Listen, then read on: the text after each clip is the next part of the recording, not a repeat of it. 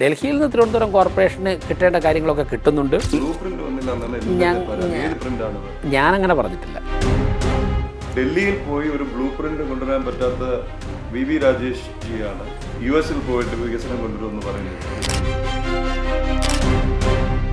നമ്മൾ ചെല്ലുന്നതിന് മുമ്പ് തന്നെ തിരുവനന്തപുരം കോർപ്പറേഷനെ കുറിച്ച് നന്നായിട്ട് പഠനം നടത്തി നമ്മുടെ കോർപ്പറേഷൻ്റെ അഡ്വാൻറ്റേജ് ഒക്കെ മനസ്സിലാക്കി അതിനനുസരിച്ചിട്ടുള്ള ഒരു ആംബിയൻസിലാണ് ചർച്ച തുടങ്ങിയത്.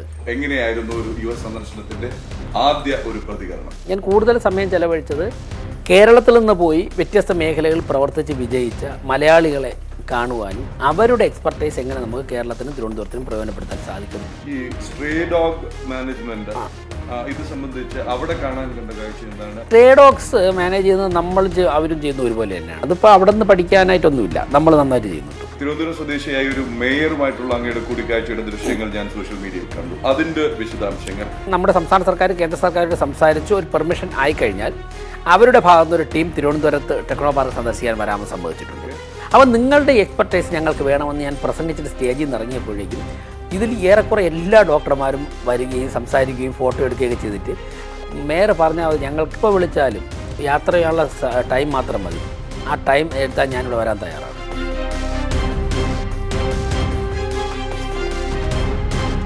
നമസ്തേ. US സന്ദർശനം കഴിഞ്ഞ് മടങ്ങിയെത്തിയ മേയർ വി രാജേഷ് ജനം ടിവിയോടൊപ്പം ചേരുകയാണ്. US സന്ദർശനത്തിന്റെ വിശേഷങ്ങൾ, അവിടെ ആരൊക്കെയായി കൂടിക്കാഴ്ച നടത്തിയ മേയർമാർ ആരൊക്കെയാണ്, ഇതൊക്കെയാണ് മേയർ നമ്മളോട് പങ്കുവയ്ക്കും എന്ന് പ്രതീക്ഷിക്കുന്നു. നമസ്തേ ശ്രീ വി രാജേഷ്, സ്വാഗതം ജനം ടിവിയിലേക്ക്. നമസ്കാരം. ആദ്യം തന്നെ ഒരു ഓവറോൾ എക്സ്പീരിയൻസ് എങ്ങനെയായിരുന്നു ഒരു US സന്ദർശനത്തിന്റെ ആദ്യ ഒരു പ്രതികരണം? നമുക്ക് ഓരോ ഡീറ്റെയിൽസിലേക്ക് വരാം. അതായത് അവിടെ ഫൊക്കാനയുടെ സമ്മേളനത്തിന് ആണ് പോയത്. എന്നാൽ 3 ദിവസമാണ് ആ സമ്മേളനം. 3 ദിവസവും ആ ഒരു സമ്മേളനത്തിൽ തന്നെ ഇരിക്കാൻ പറ്റില്ല എന്നുള്ളൊരു അസൗകര്യം ഞാൻ അവരോട് പറഞ്ഞിരുന്നു. അതിൽ പങ്കെടുക്കുക എന്നുള്ളത് തന്നെയായിരുന്നു പ്രധാനപ്പെട്ട ഉദ്ദേശം. എന്നാൽ ഈ ദിവസങ്ങളിൽ ഒക്കെ തന്നെ പോയ ഒരു 8-9 ദിവസമായിരുന്നു അവിടെ ഉണ്ടായിരുന്നു. വ്യത്യസ്തമായ പല മേഖലകളിലും കാര്യങ്ങൾ പഠിക്കുവാനും ഞാൻ കൂടുതൽ സമയം ചെലവഴിച്ചത് കേരളത്തിൽ നിന്ന് പോയി വ്യത്യസ്ത മേഖലകളിൽ പ്രവർത്തിച്ച് വിജയിച്ച മലയാളികളെ കാണുവാനും അവരുടെ എക്സ്പെർട്ടൈസ് എങ്ങനെ നമുക്ക് കേരളത്തിനും തിരുവനന്തപുരത്തിനും പ്രയോജനപ്പെടുത്താൻ സാധിക്കും എന്നുള്ളതിനെക്കുറിച്ചുള്ള ഒരു ആലോചനയൊക്കെ ആയിരുന്നു. ആ രംഗത്ത് മുൻപൊന്നും ഇല്ലാത്തൊരു എക്സ്പീരിയൻസ് ഉണ്ടായിട്ടുണ്ട്. ഇപ്പോൾ സ്പെസിഫിക്കായി പോയി തുടങ്ങിക്കഴിഞ്ഞാൽ അവിടെ തിരുവനന്തപുരം സ്വദേശിയായ ഒരു മേയറുമായിട്ടുള്ള അങ്ങയുടെ കൂടിക്കാഴ്ചയുടെ ദൃശ്യങ്ങൾ ഞാൻ സോഷ്യൽ മീഡിയയിൽ കണ്ടു. അതിന്റെ വിശദാംശങ്ങൾ, അദ്ദേഹത്തിൽ നിന്ന് കിട്ടിയ പോയിന്റ്സ്, മറ്റ് പല ചർച്ചകൾ അങ്ങ് നടത്തിയെന്നറിയാം. അതായത് ഇപ്പോൾ ആനിമൽ കൺട്രോള്, അതുപോലെ വേസ്റ്റ് മാനേജ്മെന്റ്. ഈ മേയറുമായിട്ടുള്ള കൂടിക്കാഴ്ച എങ്ങനെയുണ്ടായിരുന്നു? അദ്ദേഹം വളരെ ഗംഭീരമായ ഒരു വീഡിയോ അദ്ദേഹം തന്നെ പബ്ലിഷും ചെയ്തിരുന്നു. അതായത് മിസോറി സിറ്റി, അവിടെ ഓരോ പല സംസ്ഥാനങ്ങളിലുമുള്ള സിറ്റികൾക്കൊക്കെ തന്നെ പ്രധാനപ്പെട്ട സിറ്റികൾക്കൊക്കെ തന്നെ മേയർമാരുണ്ട്. മിസോറി സിറ്റിയിലെ മേയറിനെയാണ് ഞാൻ കണ്ടത്, റോബിൻ എലക്കാട്ടിൽ. അവിടെ വേസ്റ്റ് മാനേജ്മെൻറ്റ് സ്ട്രേ ഡോഗ്സിനെ അവർ സംരക്ഷിക്കുന്നു എന്നറിഞ്ഞു. അതാണ് അവിടെ പോകേണ്ട ഒരു കാര്യം. ഇപ്പം അതൊരു സെൻസിറ്റീവ് ഏരിയ ആണല്ലോ. അപ്പോൾ നമ്മൾ ചെയ്യുന്നതുമായിട്ടുള്ള വ്യത്യാസം അങ്ങനെയൊക്കെയാണെന്ന് അറിയാൻ വേണ്ടി. മറ്റൊന്ന് വേസ്റ്റ് മാനേജ്മെൻറ്റ് ഒരു നന്നായിട്ട് ചെയ്യുന്ന സ്ഥലങ്ങളിലൊന്നാണെന്ന് അറിഞ്ഞു. ഈ 2 കാര്യങ്ങളും മനസ്സിലാക്കാനാണ് അവിടെ പോയിരുന്നത്. അതോടൊപ്പം തന്നെ ആർട്ടിഫിഷ്യൽ ഇൻ്റലിജൻസ് AI-യിൽ നമ്മൾ കേരളം വളരെ മെച്ചപ്പെട്ട വിജയം കൈവരിച്ചിട്ടുണ്ട്. തിരുവനന്തപുരം നന്നായിട്ട് മുന്നോട്ട് പോകുന്നുണ്ട് AI-യിൽ. അപ്പോൾ അവിടെ ആ മേഖലയിൽ അവരുടെ നമ്മുടെ എക്സ്പീരിയൻസ് ഷെയർ ചെയ്ത് നമുക്ക് എന്തെങ്കിലും ഗുണമുണ്ടാക്കാൻ സാധിക്കുമോ? അവരിലേക്കും നമ്മൾ കേരളം ഇത്രത്തോളം ടെക്നോളജിയിൽ വളർന്നിട്ടുണ്ട് എന്നുള്ള വിവരം മറ്റുള്ള സ്ഥലങ്ങളിലും അറിയണമല്ലോ. ഈ 3 കാര്യങ്ങളിലായിരുന്നു റോബിൻ എലക്കാട്ടിൻ്റെ മിസോറി സിറ്റി കോർപ്പറേഷൻ ഓഫീസിൽ അദ്ദേഹമായിട്ടുള്ള ചർച്ച. അത് അവിടെ ചെയ്തത്, നമ്മൾ ചെല്ലുന്നതിന് മുമ്പ് തന്നെ തിരുവനന്തപുരം കോർപ്പറേഷനെ കുറിച്ച് നന്നായിട്ട് പഠനം നടത്തി നമ്മുടെ കോർപ്പറേഷൻ്റെ അഡ്വാൻറ്റേജ് ഒക്കെ മനസ്സിലാക്കി അതിനനുസരിച്ചിട്ടുള്ള ഒരു ആംബിയൻസിലാണ് ആ ചർച്ച തുടങ്ങിയത്. അതായത് ഈ ഹൂസ്റ്റൺ മേയറും അദ്ദേഹത്തിന്റെ ടീമും, അതെ, മിസോറി സിറ്റിയിലെ മേയറും അദ്ദേഹം അതിന് ഇപ്പോൾ വേസ്റ്റ് മാനേജ്മെൻ്റ് ആണെങ്കിൽ അത് നടത്തുന്ന കമ്പനികളും അവരുടെ എക്സ്പെർട്ടുകളും എല്ലാവരെയും വിളിച്ചിരുന്നു. അവരെല്ലാവരും വിളിച്ചു വരുത്തി അതിനനുസരിച്ചിട്ടുള്ള വീഡിയോ, പവർ പോയിൻറ്റ് പ്രസൻറ്റേഷനൊക്കെ തയ്യാറാക്കിയിട്ടാണ് ഞങ്ങൾ ഇരിക്കുന്നത്. അത് കഴിയുമ്പോഴേക്കും അനിമൽസിനെ മാനേജ് ചെയ്യുന്ന ആൾക്കാർ, അനിമൽ ഹസ്ബൻഡറിയായിട്ട് ബന്ധപ്പെട്ടവർ, അവരുടെ വെറ്റിനറി ഡോക്ടർ, അതോടൊപ്പം തന്നെ ഷെൽട്ടറിൽ പരിപാലിക്കുന്ന ആൾക്കാരൊക്കെ അവരുണ്ടായിരുന്നു. അവരൊരു ഡീറ്റെയിൽ ഡിസ്കഷൻ. അതിനുശേഷം ഞങ്ങൾ അവിടേക്ക് കൊണ്ടുപോയപ്പോഴേക്കും അതിനും പറഞ്ഞു തരാനും കാണിച്ചു തരാനൊക്കെ ആൾക്കാരുണ്ടായിരുന്നു. പിറ്റേ ദിവസം രാവിലെയാണ് ഇവിടെ വേസ്റ്റ് ട്രീറ്റ്മെൻറ്റ് പ്ലാന്റിലേക്ക് പോയത്. രാവിലെ 8 മണിക്ക് തന്നെ ഈ ട്രക്ക് കാണണമെന്ന് പറഞ്ഞു. ട്രക്ക് അവിടെ എത്തിയിരുന്നു. ട്രക്കിൽ അവർ എങ്ങനെയാണ് വേസ്റ്റ് ലോഡ് ചെയ്യുന്നത് അൺലോഡ് ചെയ്യുന്നതൊക്കെ കാണിക്കാനും, അതോടൊപ്പം തന്നെ ഓരോ ട്രീറ്റ്മെൻറ്റ് പ്ലാന്റിൻ്റെ അടുത്ത് ഓരോ കാര്യം ചെയ്യുന്നതിന് ഓരോ ആൾക്കാരുണ്ട്. അവരെയൊക്കെ നേരത്തെ വിളിച്ച് നിർത്തിയിരുന്നു. ഇതിന് ശേഷം അവിടെ നിന്ന് ഒരു 5 കിലോമീറ്റർ അപ്പുറത്താണ് അവർ ഡ്രൈ വേസ്റ്റ് എല്ലാം തന്നെ സെഗ്രിഗേറ്റ് ചെയ്ത് അതിനെ ബെയിൽ ചെയ്യുന്ന സെൻറ്റർ. അവിടെ പോയിട്ട് ഒരു 1-2 മണിക്കൂർ അവിടുത്തെ ആൾക്കാർ വരും. അപ്പോൾ അങ്ങനെ കൃത്യമായിട്ട് അവർ നമുക്ക് തരേണ്ട ഒരു അംഗീകാരവും ബഹുമാനവും തന്ന് എല്ലാം സെറ്റ് ചെയ്തിരുന്നു. 2 കാര്യങ്ങൾ ചോദിച്ചാൽ, ഒന്ന്, തിരുവനന്തപുരം കോർപ്പറേഷന്റെ, തിരുവനന്തപുരം നഗരത്തിന്റെ ആവശ്യങ്ങൾ അറിഞ്ഞ് അവിടെ പ്രായോഗികമായി ചെയ്യുന്ന കാര്യങ്ങൾ ഹോംവർക്ക് ചെയ്ത് അവർ തയ്യാറായിരുന്നു. അതുമായിട്ട് ബന്ധപ്പെട്ട കൺസൾട്ടൻസ് അല്ലെങ്കിൽ ഉദ്യോഗസ്ഥർ എല്ലാം തയ്യാറായിരുന്നു. ഈ പറഞ്ഞ ട്രക്ക് എന്ന് പറഞ്ഞാൽ ഇത് പോയിട്ട് ഓട്ടോമാറ്റിക് ആയിട്ട് ഈ വേസ്റ്റ് എടുക്കുന്ന ട്രക്കാണോ, അത് ഇത് കൊണ്ട് എങ്ങനെയായിരുന്നു അത്? അതായത് അവിടുത്തെ അവിടെ US ചെയ്യുന്ന എല്ലാ കാര്യങ്ങളും അതുപോലെ നമുക്കിവിടെ ചെയ്യാൻ സാധിക്കില്ല. കാരണം അവർക്ക് ആവശ്യത്തിലുള്ള സ്ഥലമുണ്ട്, വേക്കൻ ലാൻഡ് ഉണ്ടെന്നുള്ളതാണ് അവരുടെ ഏറ്റവും വലിയ അഡ്വാൻറ്റേജ്. നമ്മൾ കുറച്ചുകൂടെ ഡെൻസിറ്റി ഓഫ് പോപ്പുലേഷൻ കൂടുതലായതുകൊണ്ട് തന്നെ നമുക്ക് അത്രത്തോളം സ്ഥലം നമുക്കുണ്ടാവാറില്ല. അവർ വലിയ കണ്ടെയ്നറുകൾ റോഡിൽ വെച്ചിട്ട് അതിൽ കൊണ്ടുവിടുന്ന വേസ്റ്റ് ട്രക്ക് വന്നിട്ട് പിന്നെ ട്രക്ക് നേരെ എടുത്ത് അങ്ങ് കയറ്റിയാണ്. അവിടെ മാനുവൽ അല്ല, ട്രക്ക് അല്ല ട്രക്ക് തന്നെ എടുത്തിട്ട് അങ്ങ് തട്ടുകയാണ്. തട്ടിക്കഴിഞ്ഞാൽ അതിനകത്ത് കംപ്രസ് ചെയ്യും. അതിനകത്ത് അവിടെ തന്നെ കംപ്രസ് ചെയ്യുമ്പോഴേക്കും ഒരു തുള്ളി വെള്ളം പോലും പുറത്തേക്ക് വരില്ല. അത്രത്തോളം കവേർഡ് ട്രക്കാണ്. അതിന് വാട്ടറുണ്ട്, റബ്ബർ വാട്ടറൊക്കെ ഇട്ടിട്ട് കവർ ചെയ്തിട്ടുള്ള ട്രക്കാണ്. ആ ട്രക്കിൽ കംപ്രസ് ചെയ്ത് കഴിഞ്ഞാൽ ഒരു ലോഡാകുമ്പോഴേക്കും അവർ കൊണ്ടുപോയിട്ട് അടുത്ത ട്രീറ്റ്മെൻറ്റ് പ്ലാന്റിലേക്ക് കൊണ്ടുപോവുകയാണ്. ആദ്യ പ്രോസസിംഗ് ട്രക്കിനുള്ളിൽ തന്നെ നടക്കുകയാണ്. ഫസ്റ്റ് പ്രോസസിംഗ് ട്രക്കിനുള്ളിൽ തന്നെ നടക്കുകയാണ്. ഇനി അവിടെ വേസ്റ്റ് ഇടുന്നത് ഓർഗാനിക് വേസ്റ്റ് വേറെ, ഫുഡ് വേസ്റ്റ് വേറെ, പ്ലാസ്റ്റിക് വേറെ, അതിന് 2 തരത്തിലുള്ള ക്യാനുകൾ വെച്ചിട്ടുണ്ട്, കണ്ടെയ്നറുകൾ വെച്ചിട്ടുണ്ട്. അതിലെ ആൾക്കാർ ഇടുകയുള്ളൂ. ആഴ്ചയിൽ എല്ലാ ദിവസവും എടുക്കില്ല, ആഴ്ചയിൽ 2 ദിവസമാണ് വന്ന് ആ വേസ്റ്റ് എടുക്കുന്നത്. പക്ഷേ അവിടത്തുള്ളൊരു ഗുണം, ഇവിടെയാണെങ്കിൽ നമ്മൾ പലപ്പോഴും നമ്മുടെ ഈ ടിൻ ബിന്നൊക്കെ വെച്ച് റോഡിൽ വെച്ചിരുന്നാൽ അതിൽ നാപ്കിനൊക്കെ നിക്ഷേപിക്കാറുണ്ട്, സാനിറ്ററി നാപ്കിൻസ് ഒക്കെ നിക്ഷേപിക്കാറുണ്ട്. ഡ്രൈ വേസ്റ്റ് ഇടാൻ വേണ്ടി വെച്ചിരിക്കുന്ന സ്ഥലത്ത് പോലും സാനിറ്ററി നാപ്കിനൊക്കെ നമ്മുടെ ആൾക്കാർ നിക്ഷേപിക്കാറുണ്ട്. അപ്പോൾ അത് ക്ലീൻ ചെയ്യാൻ വരുന്ന സ്റ്റാഫിന് അത് ബുദ്ധിമുട്ടായി മാറും. പക്ഷേ ഇവിടെ ഞാൻ കണ്ടത് അത്തരത്തിലുള്ള കാര്യങ്ങളൊന്നുമില്ല. കൃത്യമായിട്ട് അക്കാര്യത്തിലൊക്കെ സിസ്റ്റമാറ്റിക് ആയിട്ടാണ് അവർ ചെയ്യുന്നത്. അതായത് ഈ സിവിക് സെൻസ് വളരെ വളരെ വളരെ കൂടുതൽ പൗരന്മാർക്കുണ്ട്, പൗരബോധം വളരെ കൂടുതലാണ്. അപ്പോൾ അവരുടെ ഒരു സഹകരണം അതിലുണ്ട്. അതുകൊണ്ട് ടെക്നോളജി ഉണ്ട്. പക്ഷേ അവിടെ ചെയ്യുന്നത് പോലെ നമുക്ക് ആ ടെക്നോളജി ഇവിടെ അപ്ലൈ ചെയ്യാൻ പറ്റില്ല. കാരണം അവർക്ക് വേക്കൻ ലാൻഡ് ഒരുപാടുണ്ടെന്നുള്ളതാണ് അവരുടെ അഡ്വാൻറ്റേജ്. ഈ ട്രീറ്റ്മെന്റ് പ്ലാന്റ് ഇരിക്കുന്ന ഒരു വലിയ 100 ഏക്കർ സ്ഥലത്തുള്ളതാണ് ഞാൻ കണ്ടത്. നമുക്ക് അഡാപ്റ്റ് ചെയ്യാൻ പറ്റുന്ന എന്തെങ്കിലും ടെക്നോളജിയെ കുറിച്ച് അവിടെ സംസാരിക്കാൻ സംസാരിച്ചു. ഞാൻ പോയ കോർപ്പറേഷനിൽ നിന്ന് എനിക്ക് നേരിട്ട് കാണാൻ സാധിച്ചില്ല. നമുക്ക് പോയി 20-25 സെന്റിൽ 25-30 ടൺ വേസ്റ്റ് ഡിസ്പോസ് ചെയ്യുന്ന പ്ലാന്റ്, ആ സാങ്കേതിക വിദ്യയാണ് തിരുവനന്തപുരത്ത് അഡോപ്റ്റ് ചെയ്യാൻ പറ്റുന്നത്. അത് ഞാൻ പോയ സ്ഥലങ്ങളിൽ കാണാൻ സാധിച്ചില്ല. ഈ മിസോറി സിറ്റിയുമായി ഒരു സിസ്റ്റർ സിറ്റി അറേഞ്ച്മെന്റിലേക്ക് എത്തുന്ന, ഒരു എഗ്രിമെന്റിലേക്ക് എത്തുന്ന, അല്ലെങ്കിൽ ഒരു പ്രാഥമിക തല ചർച്ച നടന്നു എന്നാണ് ഞാൻ മനസ്സിലാക്കുന്നത്. അങ്ങനെ അത് കൺഫേം ചെയ്യാമോ? 1, 2, അങ്ങനെയെങ്കിൽ എന്തൊക്കെ പ്രതീക്ഷിക്കാം നമുക്ക്? അതിന് നമുക്ക് ഇപ്പോൾ ആദ്യം സംസ്ഥാന സർക്കാരുമായിട്ട് സംസാരിക്കണം, കേന്ദ്ര സർക്കാരുമായിട്ട് സംസാരിക്കേണ്ടതായിട്ടുണ്ട്. ഈ 2 കാര്യങ്ങളാണ് അടുത്ത ഘട്ടം. അവിടെ IT മേഖലയിൽ അവരുടെ ഭാഗത്തു നിന്ന് നമ്മുടെ സംസ്ഥാന സർക്കാരും കേന്ദ്ര സർക്കാരുമായിട്ട് സംസാരിച്ച് ഒരു പെർമിഷൻ ആയിക്കഴിഞ്ഞാൽ അവരുടെ ഭാഗത്തുനിന്ന് ഒരു ടീം തിരുവനന്തപുരത്ത് ടെക്നോ പാർക്ക് സന്ദർശിക്കാൻ വരാമെന്ന് സമ്മതിച്ചിട്ടുണ്ട്.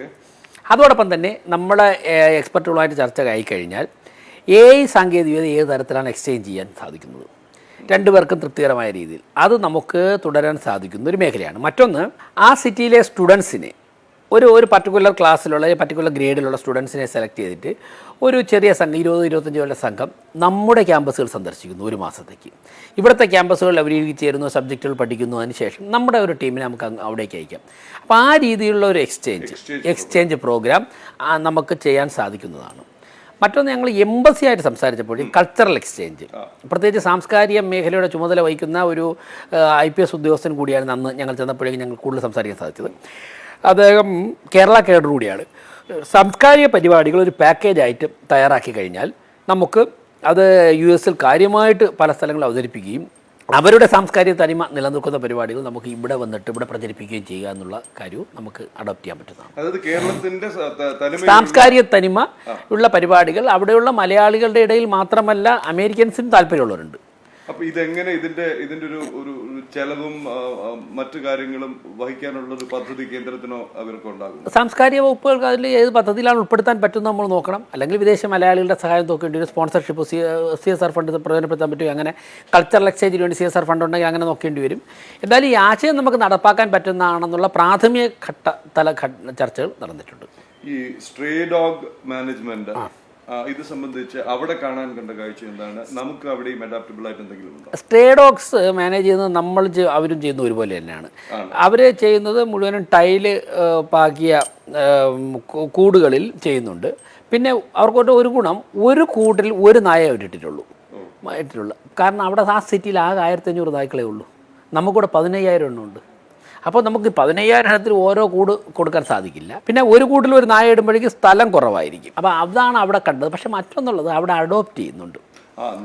നായ്ക്കൾ അഡോപ്ഷൻ സെൻറ്റേഴ്സ് തന്നെ ഉണ്ട് അവിടെ. ഈ നമുക്ക് ആ തരത്തിലോട്ട് ആയിട്ടില്ല. തെരുവിൽ നിന്നും കൊണ്ടുപോയ കമ്മ്യൂണിറ്റി ഡോഗ്സിന് നമ്മൾ ട്രെയിനിങ് കൊടുത്ത് അഡോപ്ഷനിലേക്ക് കൂടെ നമ്മൾ പോയി കഴിഞ്ഞാൽ നമുക്ക് ഇത്രത്തോളം ബുദ്ധിമുട്ടുണ്ടാവില്ല. അവിടെ അഡോപ്ഷൻ ഉണ്ട്. നമുക്ക് പ്രായോഗികമാണോ ഇത്? കാര്യം ഞാൻ വളരെ നമ്മുടെ ഒരു സാധാരണക്കാരന്റെ മാനസികാവസ്ഥ ഒന്നുകൊണ്ട് ചോദിക്കണം, തെരുവ് നായ വീട്ടിലേക്ക് കൊണ്ടുപോകാനോ എന്നായിരിക്കില്ലേ ആദ്യ പ്രതികരണം? നമ്മൾ അങ്ങനെ പറഞ്ഞല്ലോ കൊടുക്കേണ്ടത്. മാത്രമല്ല, നമ്മൾ കൊണ്ടുപോകുന്ന ഒരു നായ നല്ല ഏത് നായും അതിന് കൃത്യമായിട്ടുള്ള പരിശീലനം കിട്ടാത്തതുകൊണ്ടല്ലോ ഇങ്ങനെ ആയി പോകുന്നത്. അത് അലഞ്ഞിരുന്നേക്കാണ്. അന്ന് ഭക്ഷണമൊക്കെ കൊടുത്ത് നന്നായിട്ട് അതിനെ വൃത്തിയായി സൂക്ഷിച്ച് ട്രെയിനിങ് കൊടുത്തു കഴിഞ്ഞാൽ നാടൻ തെരുനായ്ക്കൾക്ക് നല്ല മാർക്കറ്റുണ്ട്. ആൾക്കാർ എടുത്തു തുടങ്ങും. അത് നല്ല സ്ഥിതിയുള്ള വീട്ടിൽ പിന്നെ ഇല്ലാതെ പോയത് അല്ലാതെ തെരുവിലായി പോയത് പരിഗണന. അതെ, അതിൻ്റെ പരിപാലനവും പരിഗണനയും കിട്ടിയില്ല. ഭക്ഷണമൊന്നും കിട്ടാതെ വെള്ളമൊക്കെ ഇങ്ങനെ ആവുന്നത്. അതിൽ കുറേ എണ്ണത്തിനെയൊക്കെ മെച്ചപ്പെടുത്തി എടുത്ത് കൊടുത്തു കഴിഞ്ഞാൽ ആൾക്കാർ വാങ്ങും. അഡോപ്ഷൻ സെന്റർ അതിലേക്ക് കണ്ടിട്ടുണ്ട്. അതായത് പലപ്പോഴും നായ്ക്കളാണ് പോയി ഈ ആൾക്കാരെ സെലക്ട് ചെയ്യുന്നത്. അതിന് AI ജനറേറ്റഡ് ആണോ എന്ന് അറിയത്തില്ല. ആൾക്കാർ പോയിരിക്കുന്നു, അഡോപ്റ്റ് ചെയ്യാനുള്ള നായ തുറന്നു വിടുന്നു, ഓടി ഒരാളുടെ അടുത്ത് ചെല്ലുന്നു, ഉടനെ അതിനെടുക്കുന്നു. അഡോപ്ഷൻ സെന്റേഴ്സ് ഒക്കെ ഉണ്ട് കേരളത്തിൽ. എത്രയ്ക്ക് ആയിട്ട് എന്തായാലും നമുക്ക് കൗൺസിലൊക്കെ ചർച്ച ചെയ്തതിനു ശേഷം നമ്മുടെ നായ്ക്കളെയും അഡോപ്റ്റ് ചെയ്യുന്നതിനെ കുറിച്ച് ആലോചിക്കണം. മറ്റെന്തെങ്കിലും പദ്ധതികൾ, ട്രെയിനിങ് സ്കീംസോ അങ്ങ് ഈ പറഞ്ഞ ടെക്നോപാർക്ക് വിസിറ്റ് അല്ലാതെ അതിലെനിക്ക് അവിടുത്തെ മേയർമാർ ചർച്ച ചെയ്ത് ഇത്രയും കാര്യങ്ങൾ തന്നെ. പക്ഷേ എനിക്ക് അതിൽ ഏറ്റവും ഗുണമായി തോന്നിയത് കേരളത്തിൽ നിന്നും പോയിട്ടുള്ള മലയാളികൾ അവിടുത്തെ വിജയിച്ച എല്ലാ മേഖലയിലും തലപ്പത്തുണ്ട്. അത് ഏത് മേഖല ആയിക്കോട്ടെ. ഇപ്പോൾ 4 ആശുപത്രികൾ, ക്ലിവൻസ് ക്ലിനിക്ക്, അതോടൊപ്പം തന്നെ Toronto university, Harvard university, John Hopkins, ഇത് 4 അവിടുത്തെ ഏറ്റവും പ്രശസ്തമായ ആശുപത്രികളാണ്. 1876 ജോൺ ഹോപ്കിൻസ് ആരംഭിക്കുന്നത് തന്നെ. ഈ 4 യൂണിവേഴ്സിറ്റിയിലും പഠിപ്പിക്കുകയും ചെയ്ത വ്യക്തി അവിടുത്തെ ഹോപ്കിൻസിലെ അവസാന 7 വർഷം കാർഡിയോളജിയുടെ ഹെഡായിരുന്ന ആൾ മലയാളിയാണ്. കോഴിക്കോട് ഗവൺമെൻറ് മെഡിക്കൽ കോളേജിൽ പഠിച്ച ആളാണ്. പിന്നെ MB പിള്ള സാറിനെ കുറിച്ച്, അത് ഷെൽബി കുട്ടി എന്നാണ് പേര്, MB പിള്ള സാറിനെ കുറിച്ച് നമ്മളൊക്കെ തന്നെ ചർച്ച ചെയ്യുന്നതാണ്. അദ്ദേഹം തിരുവനന്തപുരം ഗവൺമെൻറ് മെഡിക്കൽ കോളേജിൽ പഠിച്ച ആളാണ്. ഇതുപോലെ ഇപ്പോൾ ഗൂഗിളിൽ വളരെ നല്ല പോസ്റ്റുകളിരിക്കുന്ന നിരവധി മലയാളികളുമായിട്ട് ഞാൻ പരിചയപ്പെട്ടു. അവിടുത്തെ പോലീസിൽ, അതോടൊപ്പം തന്നെ IT രംഗത്താണെന്നുണ്ടെങ്കിൽ മലയാളികൾ തന്നെയാണ് IT രംഗത്ത് മുഴുവൻ നല്ല രീതിയിൽ കൈകാര്യം ചെയ്തത്. അപ്പോൾ ഇങ്ങനെയുള്ളവർക്ക് അവർക്കിപ്പോഴും കേരളം എന്ന് പറയുമ്പോൾ കേരളവുമായിട്ടുള്ള വളരെ വലിയൊരു ബന്ധമുണ്ട്. ഇപ്പോൾ ഉദാഹരണത്തിന് അമേരിക്കയിലുള്ള മുഴുവൻ മലയാളി ഡോക്ടർമാരുടെയും സംഘടനയുണ്ട്, AKMG. അതിൻ്റെ സമ്മേളനം ഞാൻ ചെന്ന സമയത്ത് നടക്കുകയായിരുന്നു. അപ്പോൾ മേയർ അവിടെ എത്തുന്നു പറഞ്ഞിട്ട് അവർ സമ്മേളനത്തിലൊന്ന് ചെല്ലണമെന്ന് നിരവധി തവണ ആവശ്യപ്പെട്ടു. വളരെ ലേറ്റാണ് ഞങ്ങളവിടെ ചെന്നത്. ഒരു 390 ഡോക്ടർമാർ ഇവിടെ സമ്മേളനത്തിലാണ് ഞാൻ പോയത്. അപ്പോൾ ഞാൻ അവരോട് പറഞ്ഞു, വ്യത്യസ്തമായ സാഹചര്യങ്ങളിലാണ് നിങ്ങളൊക്കെ ഇവിടെ വന്നിട്ടുള്ളത്. ചിലർ മെച്ചപ്പെട്ട ജീവിത സാഹചര്യം തേടി, മെച്ചപ്പെട്ട തൊഴിൽ സാധ്യത, ചിലർ അവിടെ കേരളത്തിൽ നിൽക്കാൻ നിവൃത്തിയില്ലാത്തതുകൊണ്ട് വന്നവരൊക്കെ ഉണ്ട്. പക്ഷേ നിങ്ങൾക്കൊക്കെ ഇപ്പോഴും മലയാളമെന്നും കേരളമെന്നുള്ള ഉള്ളിൽ കിടക്കുന്ന ആ സ്നേഹമുള്ളതുകൊണ്ടാണല്ലോ ഇത്രയും വാല്യുബിൾ ആയിട്ടുള്ള ടൈമുള്ള ഡോക്ടേഴ്സ് 3 ദിവസം വന്ന് ഈ ഹോട്ടലിലിരുന്ന് ചർച്ച ചെയ്യുന്നത്. മലയാളി ഡോക്ടർമാർ മാത്രമാണ്. അപ്പോൾ നിങ്ങളുടെ എക്സ്പെർട്ടൈസ് ഞങ്ങൾക്ക് വേണമെന്ന് ഞാൻ പ്രസംഗിച്ചിട്ട് സ്റ്റേജിൽ നിന്ന് ഇറങ്ങിയപ്പോഴേക്കും ഇതിൽ ഏറെക്കുറെ എല്ലാ ഡോക്ടർമാരും വരികയും സംസാരിക്കുകയും ഫോട്ടോ എടുക്കുകയൊക്കെ ചെയ്തിട്ട് മേയർ പറഞ്ഞാൽ ഞങ്ങൾക്ക് ഷെയർ ചെയ്യാൻ ആഗ്രഹമുണ്ട്, താല്പര്യമുണ്ട്. ഇവരൊക്കെ തന്നെ സാമ്പത്തികമായൊക്കെ വേറൊരു ലെവലിലെത്തിയ ആൾക്കാരാണ്. അപ്പോൾ അതിനെ ഷെൽബി കുട്ടി ഡോക്ടർ പറഞ്ഞു, എപ്പോൾ വിളിച്ചാലും യാത്ര ചെയ്യാനുള്ള ടൈം മാത്രം മതി, ആ ടൈം എടുത്താൽ ഞാനിവിടെ വരാൻ തയ്യാറാണ്. MP പിള്ള ഡോക്ടർ, അദ്ദേഹം സെപ്റ്റംബറിൽ വരികയാണ്. അദ്ദേഹം പറയുന്നത് മേയർ ഞാൻ ഏപ്രിൽ വരെ തിരുവനന്തപുരത്തുണ്ട്, നിങ്ങൾ ഏത് നിമിഷം വിളിച്ചു കഴിഞ്ഞാലും ഹെൽത്ത് സെക്ടറിൽ എന്ത് അഡ്വൈസ് ഞാൻ തരാം. ഡോക്ടർ ഷെൽബിക്കുട്ടി ഗൂഗിൾ സെർച്ച് 500 പ്രബന്ധം ഇദ്ദേഹം മാത്രം അവതരിപ്പിച്ചിട്ടുണ്ട്. ഷെൽബിക്കുട്ടി 500 പ്രബന്ധങ്ങൾ ഡീറ്റെയിൽ കോഴിക്കോട് പ്രോഡക്റ്റാണ്. അപ്പോൾ അങ്ങനെയുള്ള വലിയൊരു വിഭാഗം വിദഗ്ധരുമായിട്ട് വളരെ ബന്ധം ഊട്ടിയുറപ്പിക്കുവാനും അവരുടെയൊക്കെ ഭാഗത്ത് നിന്ന് ഒരു അഷ്വറൻസ്, കേരളത്തിൽ എന്ത് പ്രോജക്റ്റ് തുടങ്ങിയാലും ഞങ്ങൾ മുമ്പിൽ നടപ്പിലാക്കി തരാം എന്നൊരു അഷ്വറൻസ് വാങ്ങിക്കാൻ സാധിച്ചു. ഇത് ഏറ്റവും വലിയ IT സെക്ടറിലൊക്കെ ഉള്ളവരുമായിട്ട് രാത്രി 2 മണിവരെയൊക്കെ ഞങ്ങൾ മീറ്റിങ്ങുകളുണ്ട്, സംസാരിച്ചു. അവരുടെ അടുത്ത മാസം ആഴ്ച ഒരാൾ വരികയാണ്, വന്നിട്ട് നമ്മുടെ ടെക്നോ പാർക്കുമായിട്ട് സംസാരിച്ച് ബന്ധപ്പെട്ട് അവരുടെ 1000 പേർ ജോലി ചെയ്യുന്ന അവരുടെ കമ്പനി ടെക്നോ പാർക്ക് പ്രവർത്തിക്കുന്നുണ്ട്. അവർ 1000 പേരുടെ അവർ അമേരിക്കൻ നിന്നുകൊണ്ട് കമ്പനി നടത്തുന്നു, 1000 പേര് വർക്ക് ചെയ്യുന്ന ടെക്നോ പാർക്ക് തിരുവനന്തപുരത്ത് ഇരുന്നിട്ടാണ്. അപ്പോൾ അവർ they are ready to cooperate at any extent.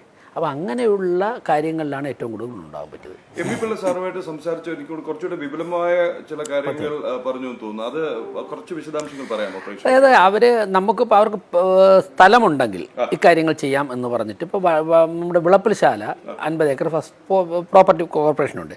അതിൽ നിന്നും കുറച്ച് സ്ഥലം മാറ്റി വെച്ച് കഴിഞ്ഞാൽ ഒരു ലോകോത്തര നിലവാരമുള്ള ചികിത്സാ കേന്ദ്രം അല്ലെങ്കിൽ റിസർച്ച് സെൻറ്റർ തുടങ്ങുന്നതിനെക്കുറിച്ച് തിരുവനന്തപുരത്ത് കുറേ കാലമായി ഒരു ചർച്ച നടക്കുന്നുണ്ട്. അത് ബഹുമാനപ്പെട്ട മുഖ്യമന്ത്രിയുടെ ഉൾപ്പെടെ സഹകരണത്തോടുകൂടി ഇടപെടലോടുകൂടി അത് സാധ്യമാക്കി എടുക്കാമെങ്കിൽ MP പിള്ള സാർ ഉൾപ്പെടെയുള്ളവർ മുൻപിൽ നിന്ന് നയിക്കാം. അപ്പം നമുക്ക് നമ്മുടെ ഉദ്യോഗസ്ഥർക്കും നേതാക്കന്മാർക്കും ഒക്കെ ലോകോത്തര നിലവാരത്തിലുള്ള ചികിത്സ കിട്ടുമ്പോൾ നമ്മുടെ സാധാരണക്കാരനും അത് കിട്ടുന്ന രീതിയിൽ ഉള്ളൊരവസ്ഥ കേരളത്തിലുണ്ടാവണം. നമ്മളെന്തിന് മടിച്ചിരിക്കണം, എന്തിന് കാത്തിരിക്കണം? നമ്മുടെ മലയാളികളല്ലേ അവിടെ പോയി ഇതൊക്കെ ചെയ്യുന്നത്. ഇതിന്റെ ഫണ്ടിങ് സംബന്ധിച്ചുള്ള ഒരു ആലോചന ആ ഘട്ടത്തിലേക്ക് കടന്നിട്ടുണ്ട്. കാര്യം ചെറിയ ചിലവായിരിക്കില്ലല്ലോ ഇങ്ങനെ ആശുപത്രിയും റിസർച്ച് സെന്ററും കെട്ടിപ്പടുത്തുക എന്നുണ്ടെങ്കിൽ. അത്രയും വിദഗ്ധർ വേണം, അത്രയും എക്യുപ്മെന്റ് വേണം, കെട്ടിടം വേണം, സൗകര്യങ്ങൾ വേണം.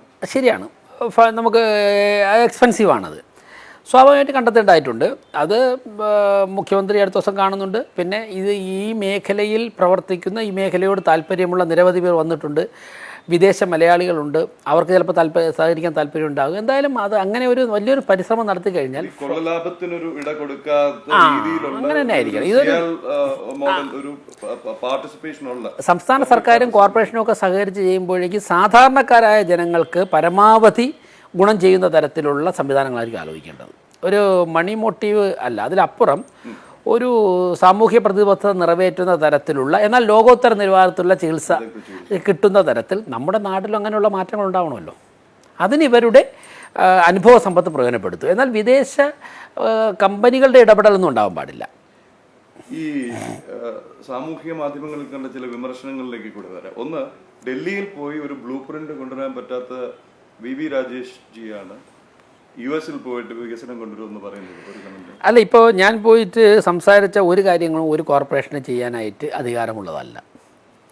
ഒരു കോർപ്പറേഷന് മാത്രമായിട്ട് ഒരു ഇക്കാര്യത്തിൽ വിദേശ രാജ്യങ്ങളൊക്കെ തമ്മിലുള്ള അല്ലെങ്കിൽ അവിടെയുള്ള സ്ഥാപനങ്ങളൊക്കെ തമ്മിൽ ഞങ്ങൾക്ക് വളരെ നല്ല ക്ലാരിറ്റി ഉണ്ട്.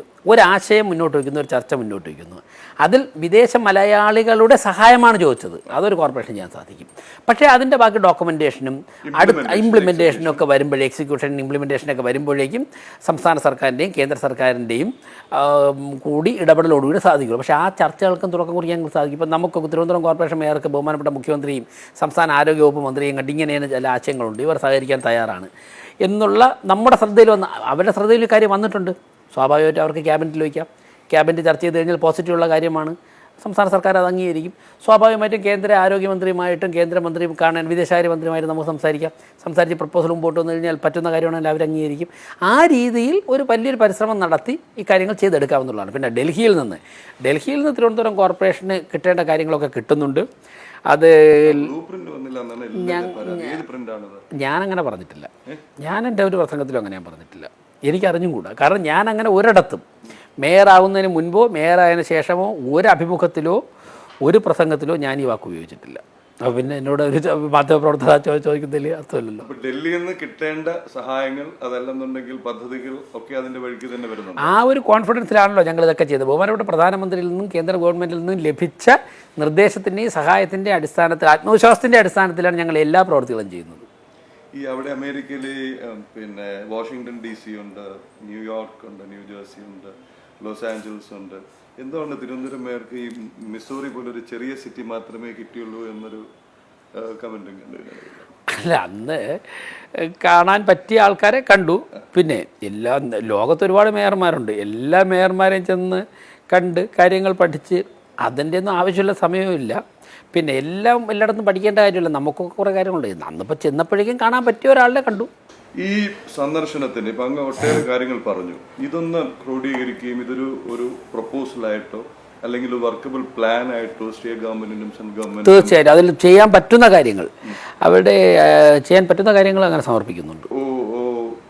പ്രപ്പോസൽ ഈ പ്രോജക്റ്റ് ഇവിടെ കോർപ്പറേഷൻ തലത്തിൽ ചർച്ച ചെയ്യുന്നുണ്ടോ? ഉദ്യോഗസ്ഥരുമായിട്ടൊരു ഒരു ആക്ഷൻ പ്ലാൻ ഞാൻ ഫസ്റ്റ് റൗണ്ട് ഉദ്യോഗസ്ഥരായിട്ട് ഇരുന്ന് കഴിഞ്ഞു രാവിലെ.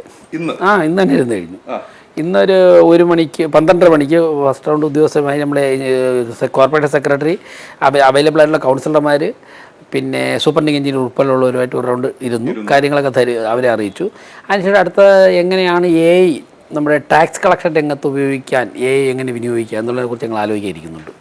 പിന്നെ 19-ാം തീയതി ഈ ഹോസ്പിറ്റലുമായിട്ട് ബന്ധപ്പെട്ട് ബഹുമാനപ്പെട്ട അവരിപ്പോൾ അതിൻ്റെ സംഘാടകരൊക്കെ ശ്രമിക്കുന്നുണ്ട്. മുഖ്യമന്ത്രി കിട്ടുമെങ്കിൽ അദ്ദേഹത്തിൻ്റെ തന്നെ സാന്നിധ്യത്തിൽ അടുത്തൊരു ചർച്ച ഉദ്ദേശിക്കുന്നുണ്ട്. ഓഗസ്റ്റ് 19-ാം തീയതി ഇത് തന്നെ ബേസ് ചെയ്ത് ചർച്ച ഉദ്ദേശിക്കുന്നുണ്ട്.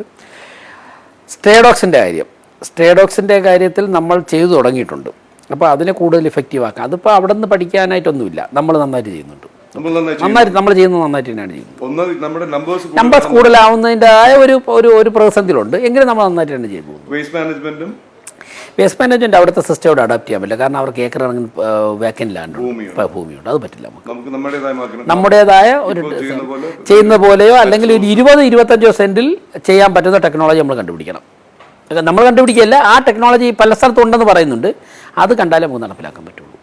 ഏതായാലും തിരക്കിട്ട കാര്യം 10 ദിവസത്തെ വിദേശയാത്രയ്ക്ക് ശേഷം വന്ന് തിരക്കിട്ട പരിപാടികൾക്കിടയിൽ ജനം TVക്കായിട്ട് ഇത്രയും സമയം മാറ്റി വെച്ചതിന് വളരെയധികം നന്ദി. അപ്പോൾ ഈ പദ്ധതികൾ യാഥാർത്ഥ്യമാകട്ടെ, വിമർശകർക്കുള്ള മറുപടി ആകട്ടെ ഇനിയുള്ള ആഴ്ചകളിലെയും മാസങ്ങളിലെയും പ്രവർത്തനങ്ങൾ. നമസ്തേ. നന്ദി.